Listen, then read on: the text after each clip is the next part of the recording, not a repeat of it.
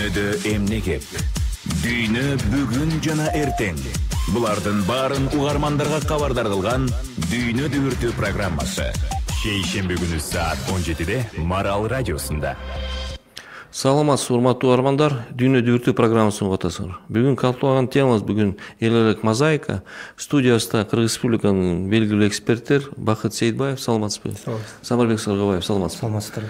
Мындай өткөн жумада аябай катуу геосаясаттык окуялар болду. Негизги дүйнөдө анан мына постсоветтик мамлекеттерде аябай талкуу чоң болуп атат. Саясаттануучулар жана эксперттер жөнүндө. Бул аябай күтүлгөн расмий сапар Кытай Республикасынын төрагасы Си Цзиньпиндин Москвага барганы. Анан Орусиянын масс-медиасын карап көрсөк, алар аябай толкунуп атышат, мактап Кытай менен Орусия бирикти, дүйнөлүк бир жаңы доорду, жаңы бир заманды түзөбүз депчи. Кытай бизди колдоду, Украина боюнча башка кадам менен иштеди депчи.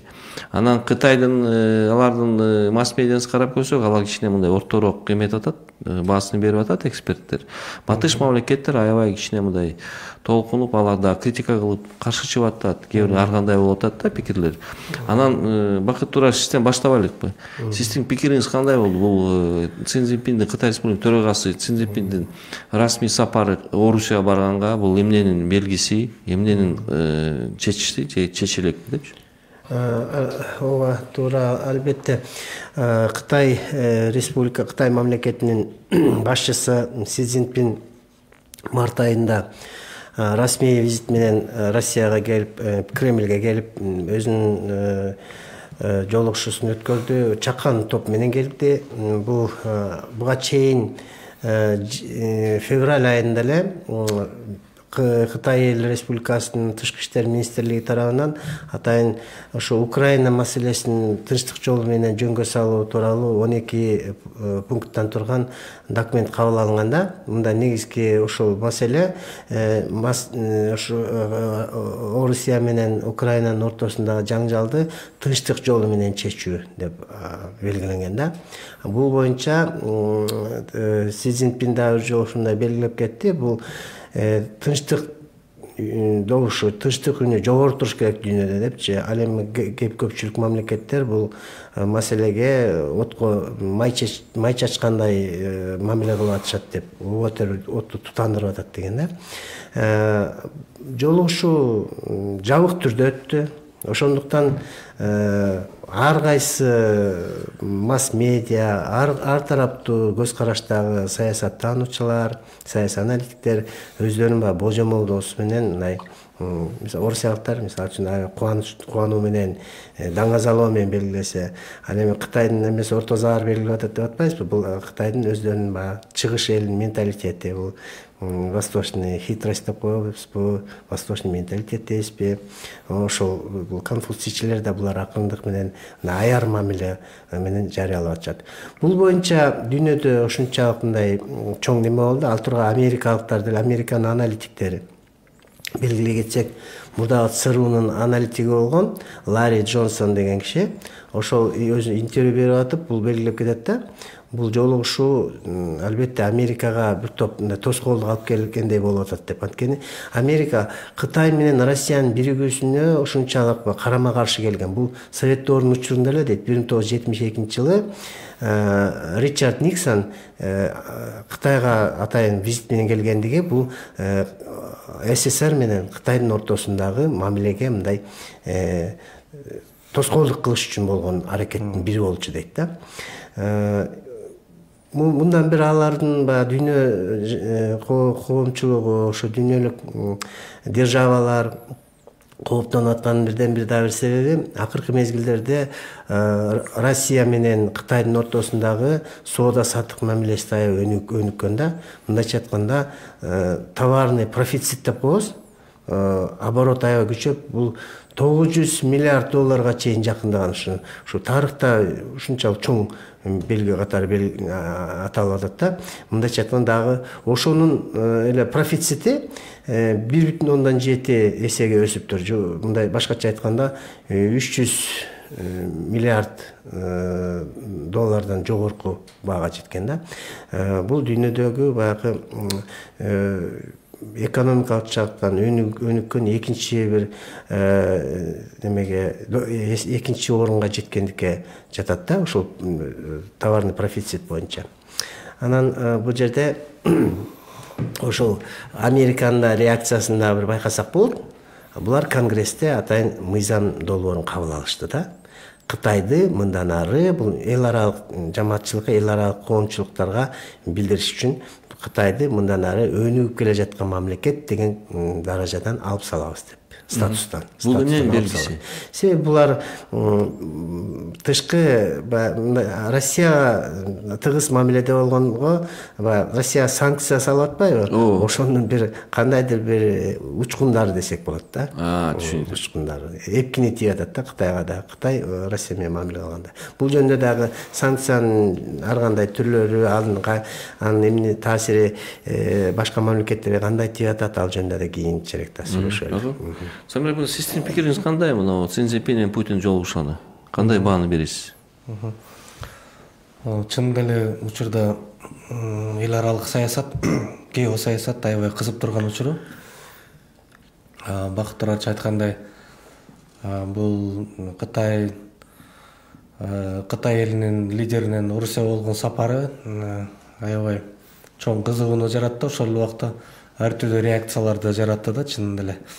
Бул визитти өзүнүн саясатында ресурс катары дагы колдонгон учурлар болду да. Биз баягы саясаттануучу катары бизге ошол визиттин фактысы эмес, ошол визит жараткан эффекттер аябай кызыгууну жаратты да. Ошолорго бир аз назар сала кетсек, маселен ошол Украинанын медиаларын карасак, ал жерде бул Кытай лидеринин визитин дароо эле интернетте, ар түрдүү социалдык тармактарда жана мемдерди жасай калышып, өздөрүнүн кызыкчылыгына пайдаланышты да. Мынакей Орусия Кытайдын вассалына айланды деп дароо тиги Кытайдын Компартиясынын төрагасынын алдында чөгөлөп турган Путиндин сүрөтү чагылдырылган ушундай мемдерди жасашып, өздөрүнө мындай ресурс катары пайдаланды, маалыматтык ресурс. Анткени азыр маалыматтык согуштагы абдан айыгышкан маалыматтык согуш жүрүп атат да. Ошол эле убакта Орусиянын медиасы кандай чагылдырганын жогоруда айтылып өттү. Абдан чоң маани берип, анткени бул түшүнүктүү, бул жерде объективдүү себептер бар. Азыркы учурда Орусиянын акыбалы, конфликттин Украинада согуштун аябай чоюлуп кетиши, бул абдан азыр колдоого муктаж болуп турган учур. Бирок ошол эле убакта америкалык тарап туура Бакыт Турарчы туура белгилеп өттү. Америкалык тарап дагы буга карата өзүнүн реакциясын билдирди.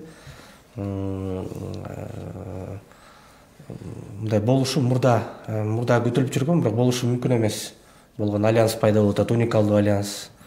Кытай эл республикасы өзүнүн индустриясы менен, Орусия ресурстары менен, жаратылыш ресурстары, анан аскери комплекс менен абдан уникалдуу эме түзүлүп атат. Албетте бул Америка Кошмо Штаттарынын дүйнөлүк гегемониясына анда тоскоол боло турган фактор катары кабыл алат. Бул түшүнүктүү турган нерсе. Бирок ошол эле убакта биз албетте саясаттануучулар катары ар түрдүү ушундай интернет айдыңында жүрүп жаткан ар кандай пикирлерди угушубуз керек, бирок аларга да сокур ишенүүгө болбойт. Ошон үчүн мындай ачык булактарда жарыяланган расмий мисалы документтерди жарыялаган, ушул визиттин результаттарын чагылдырган расмий документтерди карап көрсөк, анда бул визит маселен Орусия чагылдырып аткандай абдан жемиштүү болду дегенде мен мисалы жеке алысмын да. Алар аябай катуу абдан жемиштүү катары позициялашты да. Бул ошондой эле бизди колдоду деп Кытай мамлекети. Биринчиден Кытайдын жанакы Украина боюнча сунуштаган тынчтык планы, анын тынчтык планын толугу менен Орусия тарап кабыл албагандыгы дароо эле көрүнүп турат. Визиттин аягындагы жана расмий билдирүү, андан кийин жарыяланган документтер медиада. Себеби бул жерде Кытай менен Орусиянын кызыкчылыктары келишкен жок да. Анткени Кытай Бириккен Улуттар Уюмунун нормаларына негизинде конфликт жөнгө салынышын каалап атат да. Демек Бириккен Улуттар уставынан ал жерде өлкөнүн территориялык бүтүндүгү сакталыш керек. Демек Орусия башкача айтканда аскерлерин чыгарып кетиш керекпи? Көрөсүз, ошол жерде мындай бир эл аралык юридикалык коллизиялар жаралып атат да. Путин ачык эле айтты. Негизи бир топ баягы жоболору биздин пикирибизге туура келет, бирок деген ар жакта дагы бир маселелер калды да.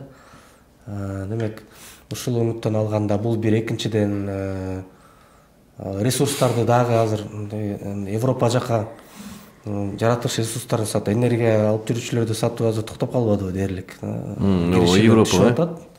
Демек Азиянын базарына кайра багыттап атпайбы? Мисалы түтүктөрдү. Жаңы багыт деп койду. Түтүктөрдү. Мисалы ошол эле газ боюнча медиадан баары жазып чыгышты, түтүк боюнча. Ошо жаңы түтүктү курууга мисалы Кытай макул болгон жок депчи. Эмне үчүн макул болгон жок? Кызык болуп атат го, бир жагынан мындай аларга ресурс керек, бирок макул болгон жок. Бул жерде Кытай байыркы цивилизация катары 100 жыл эмес, 100 жылдап стратегиялык жактан эсептелген саясаты, эл аралык саясаты, дипломатиясы ушуга ылайык бул жерде Кытай өзүнүн улуттук кызыкчылыктарын алдыга коет да биринчи кезекте. Ошондуктан бул Орусиянын бул сунушу менимче туура келген жок да. Кытайдын улуттук кызыкчылыктарын азыр өзүнүн улуттук кызыкчылыгын айтат. Ушул өнүктөн алганда, маселен, Орусия медиалары позициялап атканда Кытайдын лидеринин бул визити укмуш супер жемиштүү болгон жок да. Систем пикир боюнча, бирок айта алабызбы, бул Орусиянын саясатчылары, Орусиянын масс медиасы, сиз айтып атпайсызбы, маалыматтык согуш болуп атат. Алар 100%, 1000% пайдаланды деп муну Синцзинпин Кытайдан келген да. Пайдалан бул визиттен болгон бардыгын мындайча соруп алышты да. Бардыгын мүлжүп болгон эчтекесин калтырбай пайдаланышты. Бул ресурстан мен жогоруда айткандай, бул Орусиянын медиасы эле эмес, бул маалыматтык согушта. Орусия тарап эмес, бардык тарап пайдаланды. Бардык тарап үчүн бул Кытай лидеринин визити бул ресурс болду да. Бир жагынан Орусия пайдаланды, Украина пайдаланды, башында сөз түрдө пайдаланды. Украина сөз түрдө пайдаланды, мынакей деп, албетте Украинанын жанагы медиасына материалдар негизинен Орусиянын ички аудиториясына багытталгандыгы көрүнүп турат. Мына Орусия вассалына айланды, мынакей баш ийди, бүт ресурстук колониясына айланды Кытайдын деп, баягы ички элиталарда, жарандык коомдо мындай карама-каршылыкты жаратыш керек да. Бул жагынан алганда, албетте өзүнүн ар бир тарап өзүнүн максатына пайдаланды да. Эми бул визит кандай болгондо да бул факт, бул болду. Орусия менен Кытайдын ортосунда стратегиялык байланыштар өзүнүн динамикасын баягы жоготпой алдыга кетип баратканы көрүнүп турат. Анткени бул бир нерсени эске алып коюшубуз керек. Бул Си Цзинпин кайра кийинки мөөнөткө шайлангандан кийинки биринчи сапары да Орусия. Бул эмненин белгиси? Бул баарыбыз билгендей эле бул эл аралык геосаясат, бул чоң сигнал да. Биринчи сапары, демек бул приоритеттүү, артыкчылыктуу геосаясий багыт Орусия менен стратегиялык өнөктөштүктү сактоо. Сиз Украина жөнүндө айттыңар, Орусия жөнүндө айттыңар. Бул батыш мамлекеттер бир пайда таптыбы же аларга бул аябай оор маселе болуп калдыбы? Батыш мамлекеттер үчүн бул чоң бир жана гегемониясын мындан ары улантуудагы албетте ошол сапардагы чоң бир тоскоолдукка айланат. Муну жана Бакыт Тураевич белгилегендей, ири аналитиктер деле белгилеп атат. Муну да жазып келишкен, айтып келишкен. Бул баарын эле белгилүү факт. Кытай менен Орусиянын союзу бул глобалдык гегемонияга тоскоол болуучу фактор. Бирок Америка Кошмо Штаттарынын ички медиаларында карап көрсөк, алар дагы өзүнүн ички саясатында бул визитти жакшы пайдаланышты да. Маселен, ошол эле Трамп мынакей азыркы бийлик учурунда мына Байдендин бул саясатын көрүп атасыңар, геосаясаты аябай профессионалдуу эмес. Геосаясаттын аягында 1,5 жылдын ичинде эле мынакей ушундай биз баягы уктасак да түшүбүзгө кирбегендей союзду пайда кылдык деп, альянс пайда кылды. Кытай, Орусия, Иран деп, мына Иран эми Иран менен Сауд Арабиясы дагы азыр ошол эле кытайлардын таасир астында азыр ымалалары жакшырып атат. Мынакей демек гегемонияга реалдуу коркунуч жарата турган фактор түзүлүп атат деп, ички саясатында да албетте бул визитти дагы өз кызыкчылыгында пайдаланышты. А бул Трамп эмне үчүн ушундай айтып атат? Пайдаланып атабы ошо шайлоого барам деп же эмнеге? Трамп шайлоого барыш үчүн албетте саясий упай топтоо үчүн пайдаланып атат. Ошон үчүн катуу нерсе, анын үстүнө ага кылмыш иши козголгон атат. Айтор камайт деп айтты го бир жума мурун, бирок камаган жок го аны. Ошон үчүн Америка Штаттарынын ички дагы саясаты шайлоого тим более 2020 баары биринчи эмес, ал жерде да азыр процесс башталды, кийинки шайлоого даярдык. Анан Америка Штаттарында билесиз, абдан узакка созулган эме шайлоо жана праймериз. Ал 2020 ошо даярдык башталды да. Атайын саясий упай табайын деп, А бул Кытайдын өзүнүн позициясы кандай болду сапардан кийин? Алар пайда табыштыбы же кичине имидж жагынан? Бул Кытайдыкын карабайсызбы? Булардын медиалары дагы абдан сиз айткандай мындай карманып айтат да, берет да маалыматтычы. Алар 100 жолу 1000 жолу ойлонуп эметет го. 1000 жолу ал жерде керек болчу музыкасы дагы ошол. Жолугуш учурунда музыка дагы. Ар бир сөз, ар бир жана протоколунда дагы элер ал протоколдо ар бир жасап аткан кыймыл аракет, ишарат бул дагы жөн эле болбойт экен да. Керек болсо музыка дагы. Ошондуктан албетте Кытай бул өзүнүн кызыкчылыктарын көздөдү бул визиттин алкагында. Ооба, стратегиялык өнөктөштүк күчүн экендигин көрсөттү. Украина менен Орусиянын конфликтинде негизинен Орусия тарапта экендигин көрсөттү. Бирок ошол эле убакта өзүнүн улуттук кызыкчылыктарын көздөдү да. Колдоду да? Колдоду. Бирок мындай көп 3-4 ай мурун айтып атпады, сапар менен барат Кытайдын лидери. Бирок алар дагы көпкө чейин ойлонуп, кармап. Анын алдында дагы өзүңүз билгендей эле шайлоо алдында дагы ошол Кытайдын лидеринин визитинин алдында да элер алчана кылмыш соту Путинге ордер бербеди. Ошону таасир эткен жок. Бул фактор дагы мисалы бирок күтүшкөн Америка тарап, мисалы Американын расмий адамдары ачык эле айтышпады. Биз атайын ушул визитти болтуруу максатында жасаган бул ишарат болчу, бирок бул буга эметкен жок да, бул жолтоо болгон жок. Болгон жок, Бул жерде юридикалык эмелер, негиздер бар. Кытай бул соттун эмесин, чечимдерин тааныбайт. Кошулган эмес, жана Римдик статутка кошулган эмес, кол болгон. Бирок жакында Армения кошулуп турбу? Бул эми Армения тарапта бул жакта эми өзүнчө дагы бир геосаясат жүрөт, бир геосаясий түйүн да ал жерде дагы. ОДКБнын мүчөсү болуп, ЕАЭБтин мүчөсү да. Бул жерде дагы бир геосаясий түйүн, бул жерде да маселелер көп. Бул Армения дагы жанакы дүйнөлүк гегемония үчүн азыркы жүрүп аткан тирешүүдөгү Армения дагы бир ресурс болуп саналат да. Бактыбек Тураш, Айдар угарманыбыз бир суроо бериптир, ошого жооп бересизби? Анан дагы бир суроо беребиз да. Бул мындай да, Кытай албетте чоң держава, бул өзүнүн технологиясы да алдыга чыкты, акыркы мезгилде аябай өнүктү, калкынын саны боюнча дагы дүйнөдө гегемон болуп турат. Буларга биринчи кезекте мен ойлойм, Россия партнер катары да, анан сырьёну камсыз кыла турган мамлекет катары да керек болуп турат да. Анткени себеби дүйнө жүзүндөгү көп мамлекеттерге Африкага чейин барып атат Кытай өзүнүн таасирдүүлүгү мененчи, сырьё боюнча. Себеби буларда бүт технология абдан өнүккөн да. Бизге деле Кытайдын фирмалары толтурган, биз алтын иштетебиз дегендер, тоген тармагындагылар. Булар акырындык менен баягы чек арасы жакын, чектеш мамлекет. Алыскы мамлекеттерге караганда жакынкы кошуна мамлекеттер менен саясий мамилени чыңдап алып туруп, анын өздөрүнүн экономикалык кызыкчылыктарын ишке ашыруу үчүн болгон кадамдардын бири деп эсептесек болот. альянс болдубу же болгон жок? Эми кандайдыр бир деңгээлде альянс катары эсептелип атат, саясий деңгээлдечи. Ал эми экономикалык жактан алып караганда баары Россия эмес, Кытай утушка көбүрөөк ээ болот эми. Бул экинчи экономика дүйнөдө. Экинчи экономика.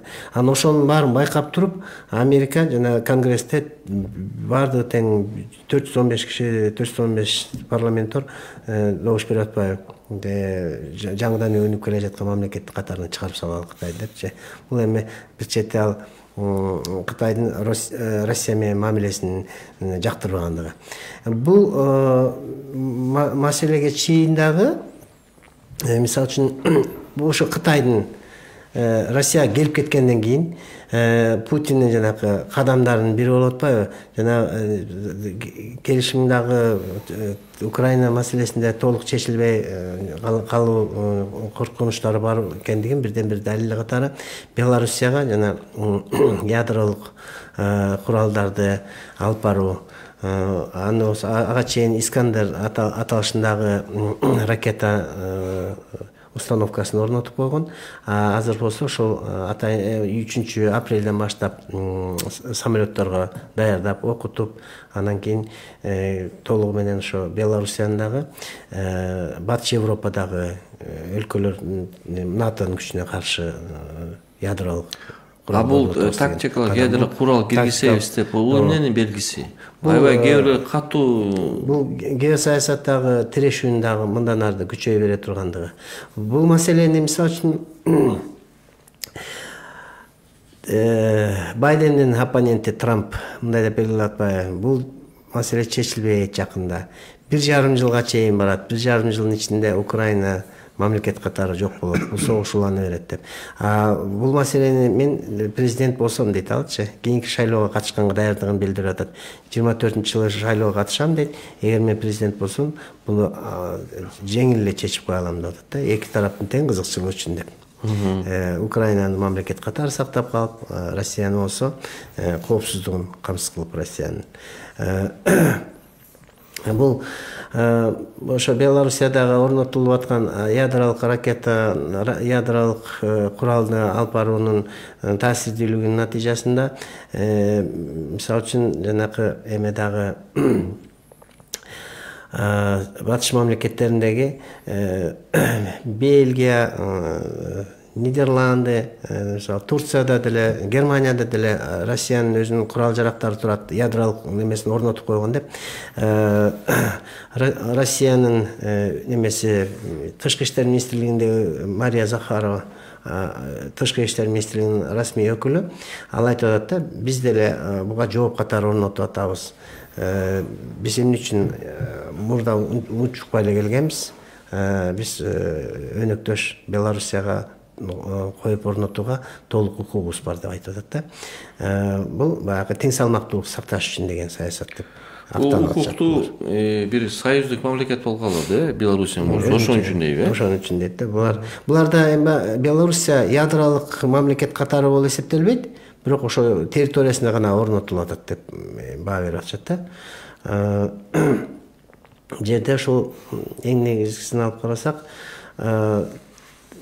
Россия тарапты жактаган мамлекеттер Россия менен бирге жанакы Американы күнөөлөп чыгышпайбы, тиги жана Северный поток дейбиз го, Северный поток 1-2 экөөнүн тең ошол жарылып кетишине атайын диверсия болгон деп, ушул боюнча резолюцияны кабыл алыш керек деп ООНго кайрылышты. ООНго кайрылганда 3 гана мамлекет добушка макулдук берип колдоп, 12 мамлекет мындай калыстыгын гана билдирип койду, каршы эч ким чыккан жок. Ошону токтоп калды бул маселесин. Андан сырткары жана санкциялар боюнча ошо суюлтулган газды ташып сатат да, ага дагы ошо көп мамлекеттерге немеге аны кабыл албоосуна санкция коебуз деп батыш өлкөсүндө ошо Америка дагы кайра аракеттерин жасап атышат. Мындай карап көрсөк, мына альянс түзүлдү деп кээ бир эксперттер айтат. Кээ бирөө айткан жок, түзүлөк деп, бул Кытайдын жеңиши депчи.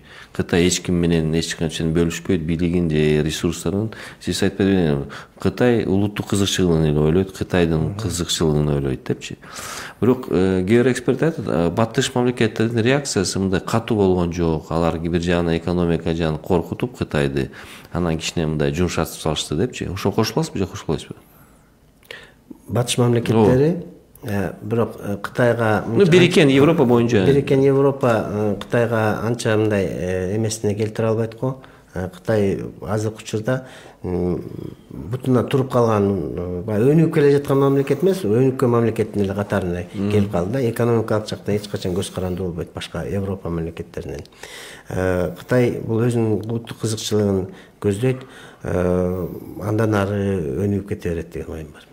Бирок мындай айтсак, Путин самырыкта силерге суроонда, Путин койгон максатына жеттиби, жеткен жок? Аябай күттүбү алар, сапар келет деп, жеттиби өзүнүн максатына же жеткен жокпу? Эгерде ачык булактарда жарыяланган мындай маалыматтарга, материалдарга таянып айта турган болсок, мындай толук кандуу максатына жете албагандай эме жаралат да, мындай сезим жаралат. Ал жанагы аягында визиттин аягында расмий билдирүүлөр, андан кийинки ошол эле Орусиянын өзүнүн эксперттеринин талкуулары, ошолорду бир байкап көрсөк, мындай максатына толук кандуу жете албагандай да. Анткени айрым эксперттер айтып атат, өздөрүнүн булактарына таянып, Орусия мындай ачык айкын Кытайдын колдошун каалаган, ошондой эле курал-жарактар бергенге курал-жарактар жагынан дагы жардам берине калган. Бирок азыр эки өлкөнүн ортосунда соода-саттык байланыштары жакшы. Бир четте ал жанагы батыштан чыгышты көздөй жана түтүктөрдү бурганына байланыштуу Орусия. Мына ушул соода-саттык жагынан Кытай Орусияга албетте колдоо көрсөтүп атат. Ошондой эле мына азыр Европа биримдиги талкуулай баштады жана санкцияларды, экинчи санкциялар деп. Маселен, ошол эле жана турмуш тиричиликте колдонуп жүргөн буюмдарды реэкспорттогон өлкөлөргө азыр санкция киргизебиз деп. Ошон үчүн бул эми өзүнчө маселе, жана Кытай маселесине кайра кайтып келейин. Ал жерде демек соода-саттык деген эмне? Ал жерде ошол эле жогорку технологиялуу товарларды дагы сатып жүрүп атат. Ал болсо аскердик максатта да колдонула алат да. Мына ушул жагынан Кытай эметет, жардам берип атат. Ошондой эле дрондор мисалы жакында эле бир маалымат чыкты. Бир канча миллион долларга ушу дрондорду сатып алган депчи. Бирок мындай ачык айкын жанакы өлтүрүүчү аскердик куралды бербейт да. Берген жок. Самырык мырза, азыр рекламада жарнамадан кийин кайрадан улантабыз. Марал үналгысында жарнама. Лалафодо жарнаманы кошуңуз, телефондорду тез сатыңыз. Рекламу на Лалафо включайте, телефоны быстро продавайте. Марал телеканалында атайын долбоор 30 күндүк орозодо күн сайын берекелүү Рамазан программасы. Программанын башкы демөөрчүсү Тойбоз соода маркасы. Ишиңиз илгери болсун. Илгерилетмек бизден болсун. Жарнама үчүн 0551 20 1000. Дүйнө дүбүртүү программасын улатасыңар. Самырбек мырза, жарнамасы улантып уланталы ушул эл аралык окуялардын мозаикасы боюнча улантсак, жогоруда айтпадыңызбы, тиги Белоруссияга жана союздук мамлекет, ошол жака жана ядролук тактикалык куралды жайгаштыруу боюнча айрым маалыматтарды карасак, бул боюнча келишим Украиналык кризиске чейин эле жетишилген деген да маалыматтар бар экен. Алардын канчалык деңгээлде ишенимдүү экенин билбейм. Ошондуктан эгерде ошону эске ала турган болсок, анда жанагы ядролук куралды Белоруссияга жайгаштыруу бул учурдагы Орусиянын жанагы геосаясатындагы бир маневр да, бир жүрүш. Жанагы ядролук риториканы дагы күчөтүү, батышты коркутуп үркүтүү, Жосы эксперттер айтып аткандай, жана ядролук шантажды дагы күчөтүү да. Ошо дүйнөлүк глобалдык деңгээлде ошо коомдук глобалдык коомдук пикирге таасир берүү. Ооба, бул жагы бар, бирок ошол эле убакта ядролук куралды негизи эле бир жерден экинчи жерге жылдырып коюунун өзү бул жана эмне үчүн деп айтып атпайсызбы кесепеттерин жылдырып коюунун өзү эле бул эгерде ошол эле 20-кылымдагы тарыхты карап көрсөк, бул өзү чоң бир саясий окуяга айланган да. Мындай карасак, учурдагы ядролук куралдар, мисалы, континенттер аралык уча турган ракеталар алып жүрөт ядролук куралдарды. Мындай карасак, мындай аралык деле мындай чечүүчү мааниге эмес да, бирок аскерий адис болбогондон кийин ошентип ойлойм да. Жанакынтип бир орундан экинчи орунга жылдырып коюу, мен азыр муну жана саясий жүрүш катары эле баалайм да. Саясий жүрүш катары баалайм.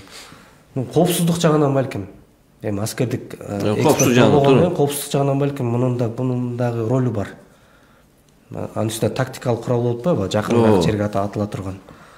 Коопсуздук жагынан өзүнүн орду бар болсо керек, бирок ошол эле убакта биз саясаттануучу катары мындай көбүрөөк коомго таасирин, коомго карата эффектисин ала турган болсок, анда бул учурдагы ошол эле маалыматтык согуштун бир түрүбү, бир моменти, бир жүрүш. Бул технология катары айтсак болобу? Дагы бир жүрүш, дагы риториканы дагы күчөтүү, ошондон дагы бир пайдаларды алуу, өзүнө пайдаларды табуу, пайданы өз жагына оодаруу.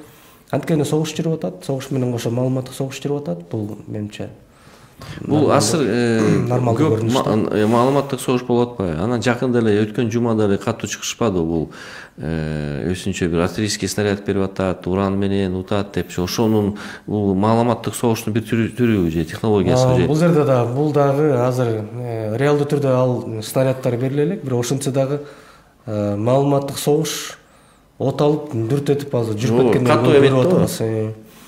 Орусия тарап, Орусиянын медиаларында ошол эле аскерий расмий өкүлдөр айтып атат, чын эле бул зыян депчи.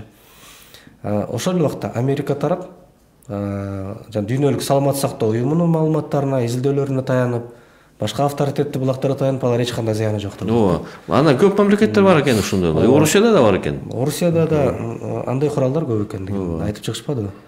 Ошон үчүн бул жерде дагы мисалы кайсы кимисин, кайсы тараптыкы туура экендигин да азыр чындап билиш кыйын, анткени бул эксперттик билимди талап кыла турган маселелер.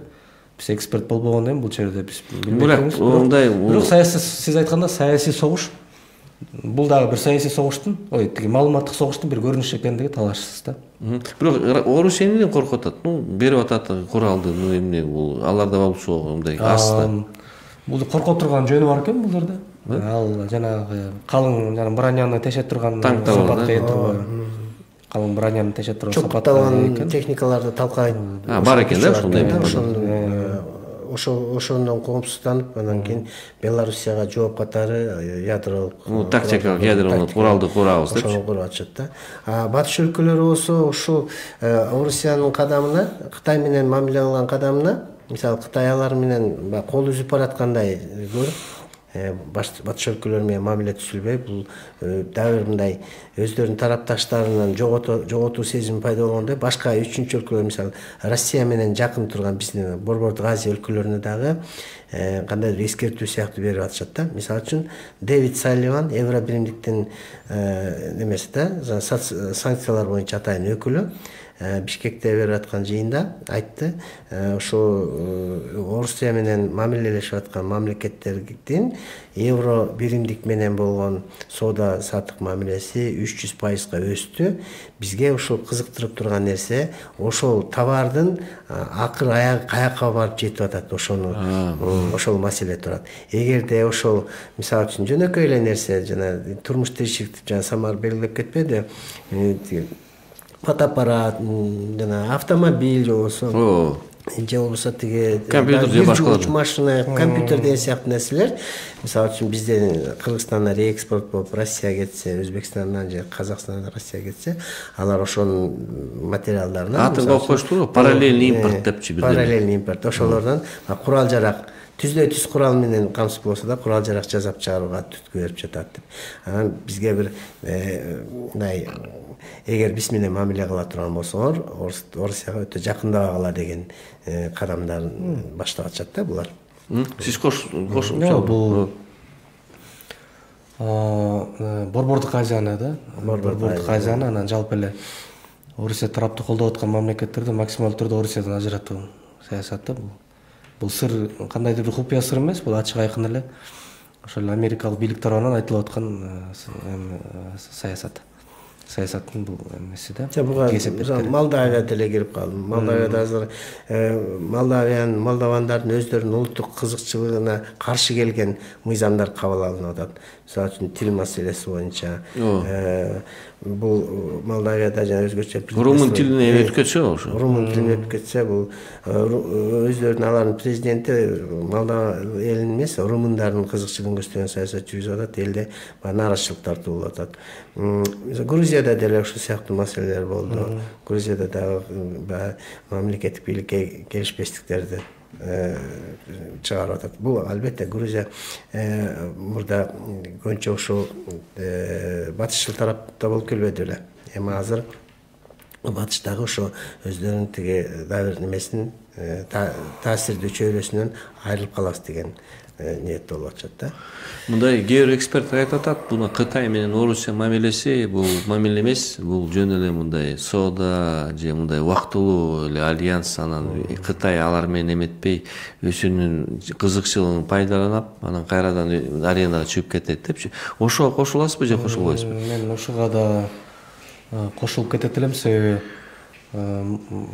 муну негиздеп турган, тастыктап турган тарыхый фактылар бар да. Мисалы ошол эле Советтер Союз мезгилинде, жана жогоруда Бакыт Тураевич айтып өтпөдү, Советтер Союз мезгилинде Кытай менен СССРдин мамилеси жакшы болгон. Анткени бир социалисттик блоктогу мамлекеттер катуу жардам берчү да. Учурунда убагында жардам берген технологиялар менен, азыркыдай элечи технологиялар менен жардам берген, илимий жактан, баардык тарабынан жардам берген, аскерий жактан анын ичинде.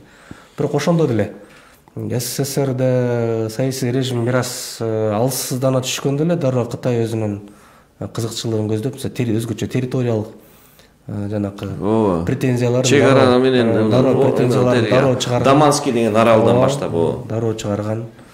Ошон үчүн бул азыр эмне булар жоголуп кеткен жок да. Мунун баары бул территориялык претензиялар, булардын стратегиясында албетте булар дагы орун алат деп ойлойм да. Ошон үчүн Кытай булар өзүнүн улуттук кызыкчылыктарын эч качан тайбайт. Ошону мындай кандай десем, мындай аябай темирдей болгон логика менен, эч кандай эмоцияга алдырбастан, жана конъюнктурага алдырбастан ошону сактап келатат да.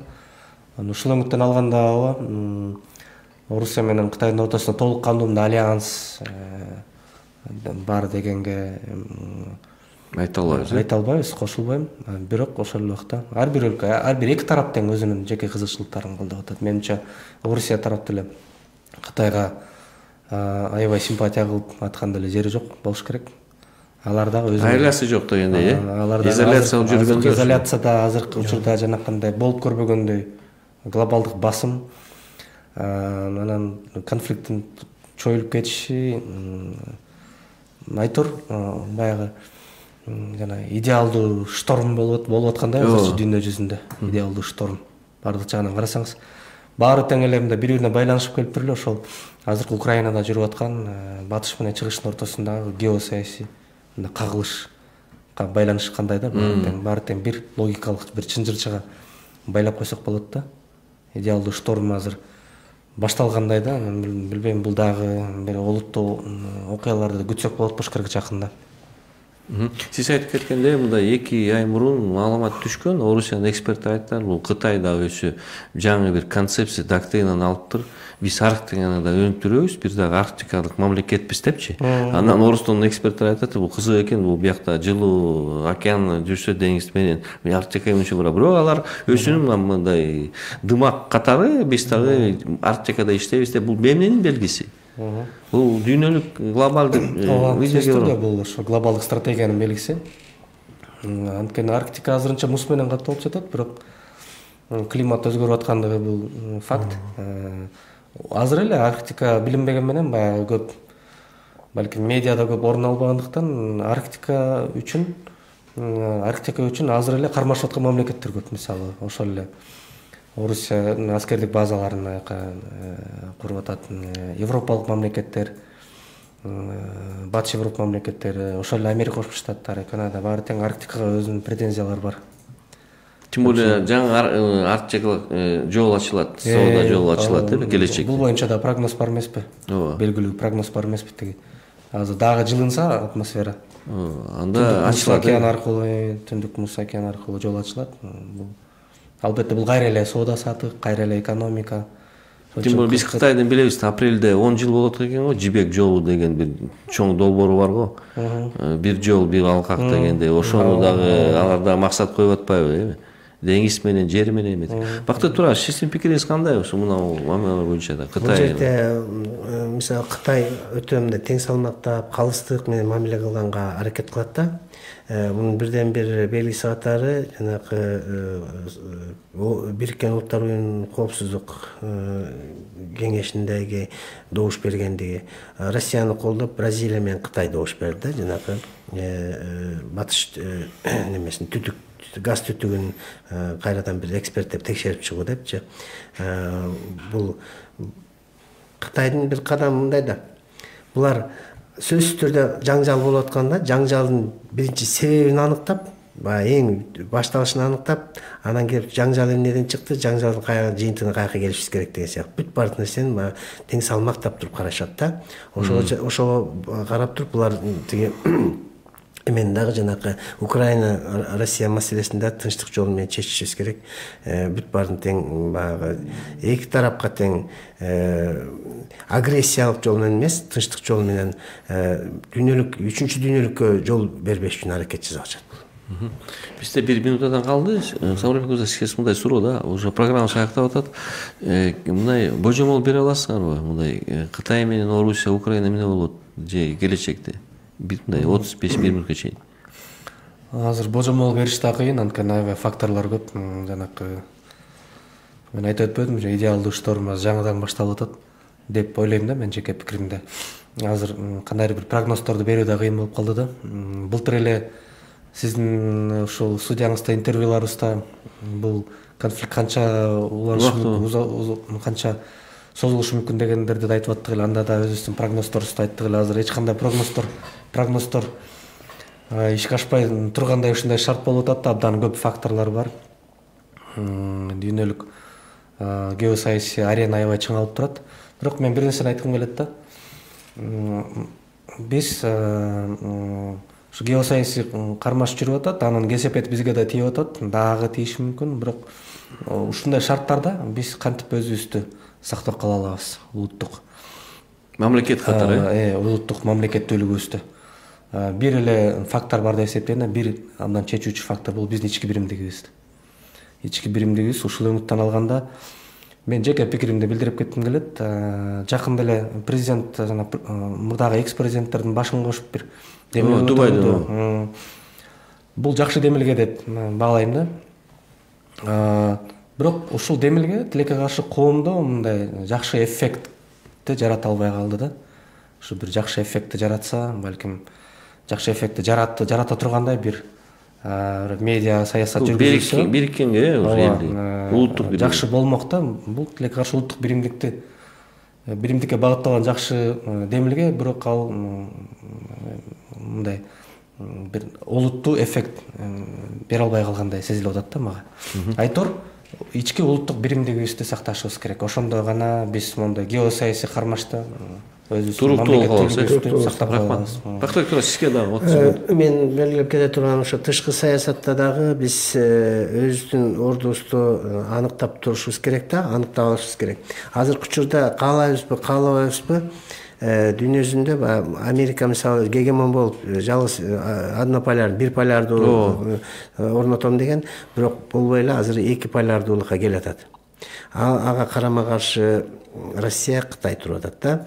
Кытай эгерде Россия болбогон күндө эле эгерде Россия болбосо Кытай деле экинчи неме болуп калат, каршылыгы болуп калат Америкагачы. Себеби дүйнөдө экономикалык жактан керек болсо Кытай Американы ашып кеткен деңгээлге жете баштады. Божомол бере аласызбы? Качан бүтөт альянстын келечеги болобу? Бул альянстын келечеги болуш үчүн Россиядагы өзүнүн тарапташтарына көбүрөөк алыш керек. Баягы СССРдын учурундагы, мисалы Кавказ, Борбордук Азия, Прибалтика өлкөлөрү деген сыяктуу чоң СССРдын деңгээлине жеткенде, ошондо социалисттик система сыяктуу кылып да бир нече мисалы тарапташтар болот ба, айрым жанагы Түндүк Корея, жана Венесуэла сыяктуу көп мамлекеттерде Орусия Кытайга Орусия тең ата боло албайт, Кытайга Орусия азыркы учурда боло албайт. Азыркы учурда кыйын болуп калды. Бияқта экинчи экономика аябай күчтүү. Биздин өзүбүздүн мамлекеттеги мына жакын арада дагы ошо май айында биздин президентибиз визит жасайт Кытайга. Ошондой пландаштырып майда мамлекеттик сапар. Бул жакшы кадамдардын бири. Биздин мамлекетибиздин андан ары өркүндөп өсүш үчүн эмеде жакынкы кошуна мамлекет болот, алыскы туугандан жакын кошуна артык деп жакын кошуна мамлекеттер менен маселени чечип алыш керек. Мына азыр Борбордук Азияда дагы чек ара маселеси боюнча азыр да бир топ маселелер бар. Өзбекстан менен дагы толук демаркация толуп бүтүрө экен сок аймагында. Муну чечилип атат. Чечиле турган нерсе Тажикстан менен дагы азыркы учурда абал тынч, бирок жазгы талаа жумуштар башталганда жаңжал болуп кетиши мүмкүн. Ушундан да сак болуш керек. Тышкы саясат, ички саясатта баланс болуш керек. Сизге чоң рахмат. Дүйнө дүбүртү программасы аяктады. Жакшы болуңуз.